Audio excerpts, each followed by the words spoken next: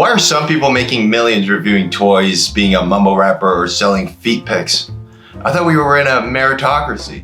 Do they work harder than the cleaner working 15-hour shifts? Are they more talented than a scientist doing cutting-edge cancer research? Or maybe they contribute more to society than the average pediatric surgeon. Back in the 1970s, philosopher Robert Nozick used the example of Wilt Chamberlain to explain why inequalities in wealth are sometimes inevitable and why they might not be as unfair as they might seem. Imagine this: 1 million people pay each 25 cents to watch Wilt Chamberlain play basketball.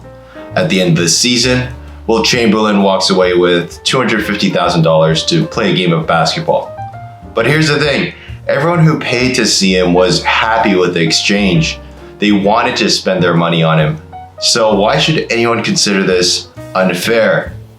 Nozick argued that as long as people acquire wealth through voluntary exchanges where both sides are happy, there's nothing unjust about it, even if the outcome leads to huge inequalities in wealth like we see today. Even if Wilt Chamberlain ends up richer than most people who seemingly work harder, the doctors, the cleaners, and the people who contribute more to society, the system works because no one was forced.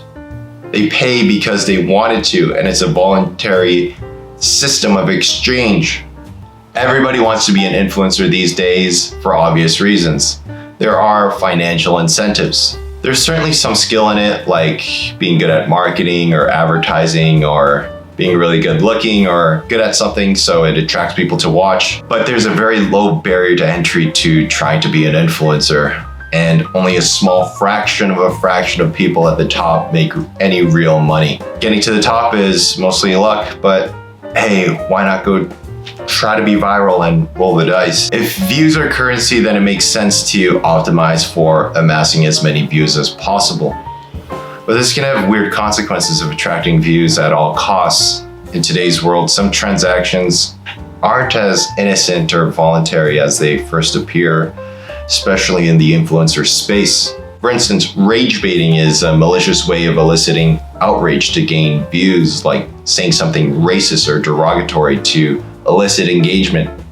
They end up with more because they offer something people want, whether that's right or wrong. The ultimate question becomes, are we okay with that? Is that a just society?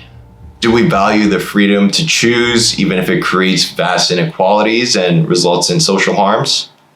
I don't know.